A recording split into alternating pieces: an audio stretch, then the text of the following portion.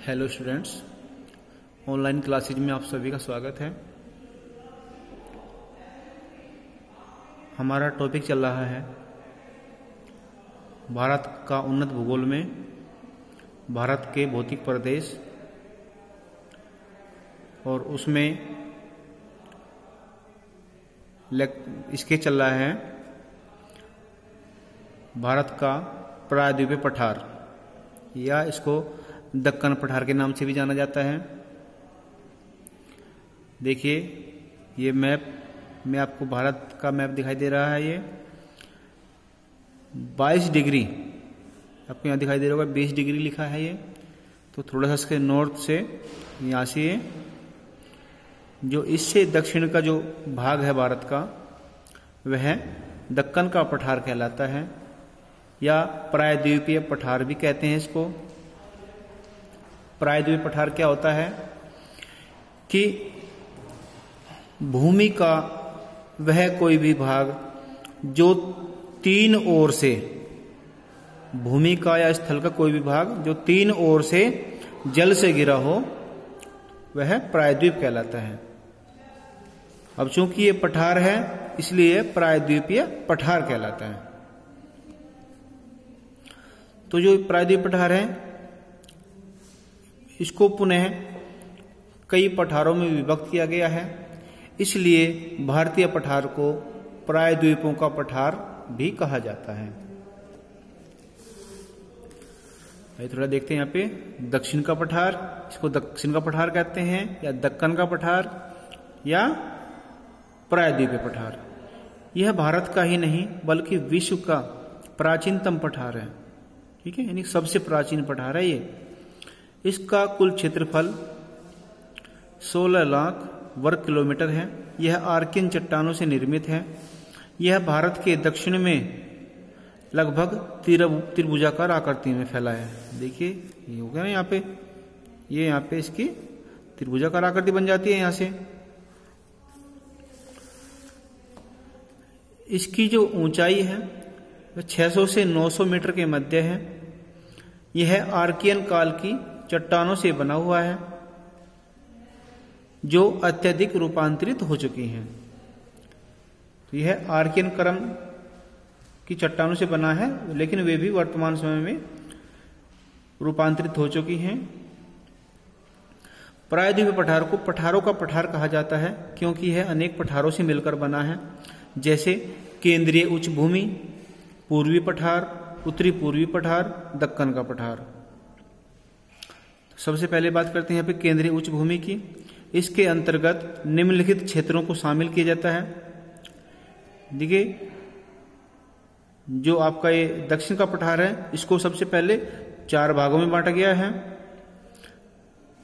उसके बाद जो पहला पॉइंट है आपका ये केंद्रीय उच्च भूमि, इसको पुनः अनेक भागों में बांटा गया है, जैसे कि अरावली पर्वत श्रेणी, मेवाड़ का पठार, मालवा का पठार, बुंदेलखंड का पठार, विंध्यन श्रेणी और सतपुड़ा श्रेणी।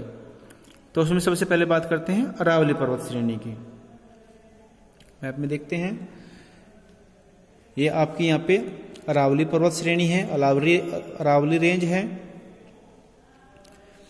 इसका जो विस्तार है अरावली का, यह उत्तर पूर्व में दिल्ली रिज से लेकर, यहाँ पे दिल्ली रिज है, उत्तर पूर्व में दिल्ली रिज से लेकर दक्षिण पूर्व में ये यहाँ पे गुजरात आ गया। गुजरात के पालनपुर तक लगभग 800 किलोमीटर की लंबाई फैला है। तो जो है अरावली पर्वत श्रेणी जो है 800 किलोमीटर की लंबाई फैली है। कहां से कहां तक? दिल्ली रिज से लेकर और गुजरात के पालनपुर तक। यह विश्व का प्राचीनतम अवशिष्ट पर्वत है। इसकी उत्पत्ति प्री कैम्ब्रियन काल में हुई थी और अरावली की अनुमानित आयु 570 मिलियन वर्ष मानी जाती है। कितनी मानी जाती है? 570 मिलियन वर्ष। तो 1 मिलियन में कितने लाख होते हैं? क्या आप मुझे बता सकते हैं?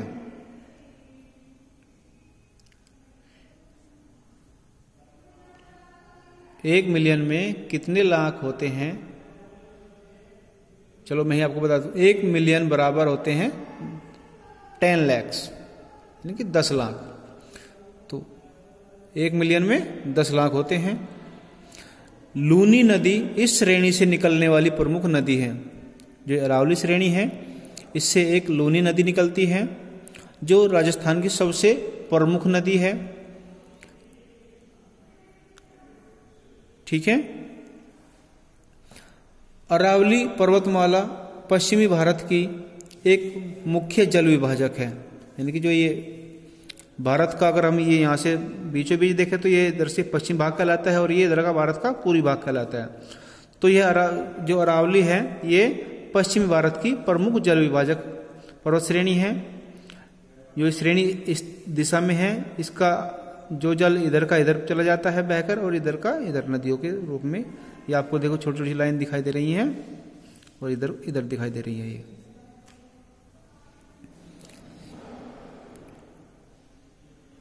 अरावली पर्वत का सर्वोच्च शिखर गुरु शिखर है। देखिए जो अरावली पर्वत श्रेणी है उसमें बहुत सारे पर्वत हैं और उसमें जो सबसे ऊंचा जो पर्वत है उसकी चोटी का नाम है गुरु शिखर। तो सबसे ऊंची पर्वत चोटी कौन सी है यहाँ पे? गुरु शिखर, जिसकी ऊंचाई है 1722 मीटर, जो आबू पहाड़ी पर स्थित है। यहाँ जैनियों का प्रसिद्ध धर्म स्थल दिलवाड़ा जैन मंदिर यहीं पर स्थित है। तो जो आपका ये गुरु शिखर है ये आबू हिल्स पर है और यहीं पर जैनियों का प्रसिद्ध तीर्थ स्थल है, इसका नाम है दिलवाड़ा जैन मंदिर। अब बात करते हैं मेवाड़ का पठार। अरावली के जस्ट बगल में ही मेवाड़ का पठार है। इस पठार का विस्तार राजस्थान व मध्य प्रदेश में है। यह पठार अरावली पर्वत को मालवा के पठार से अलग करता है। नेक्स्ट है मालवा का पठार। यहाँ पे आपको दिखाई दे रहा है मालवा का पठार। यह पठार लावा से निर्मित है।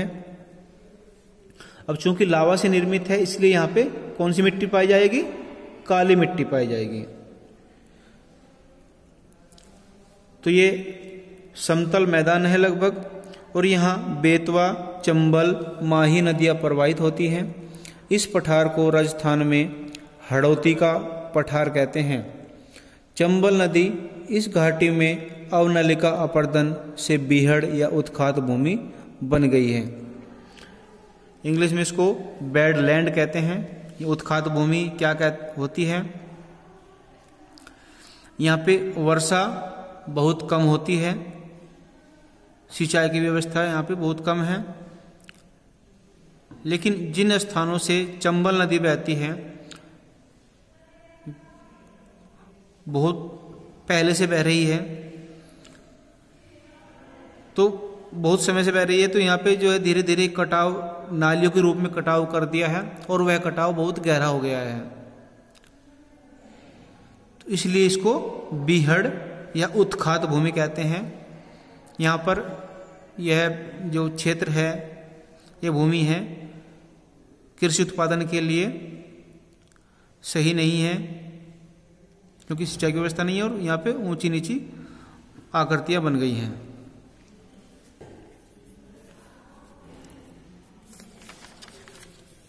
नेक्स्ट है बुंदेलखंड का पठार।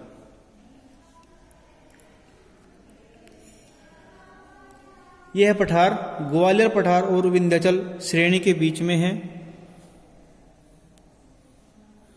यहाँ पे बुंदेलखंड का पठार है, तो कहाँ पे है ये? ग्वालियर और विंध्याचल श्रेणी के बीच में है। चंबल नदी के द्वारा बने महाखड्डों के कारण ही इस प्रदेश को उत्खात भूमि का प्रदेश कहते हैं, यानी कि बैडलैंड्स टोपोग्राफी। यह पठार प्राचीनतम बुंदेलखंड नीस व ग्रेनाइट के ऊपर अपर्दन के कारण बना हुआ है। तो यहाँ पे कौन से चट्टानें पाई जाती हैं? नीस और ग्रेनाइट। इस पठार पर सोपानी वेदिकाएं मिलती हैं। सोपानी वेदिकाएं क्या होती हैं?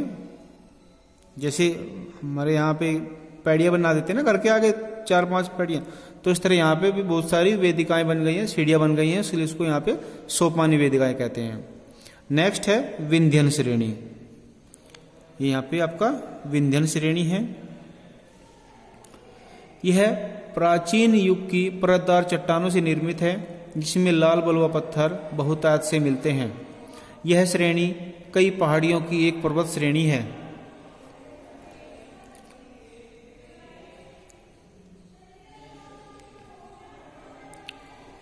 जिसमें विंध्याचल, कैमूर, पारसनाथ की पहाड़ियां पाई जाती हैं।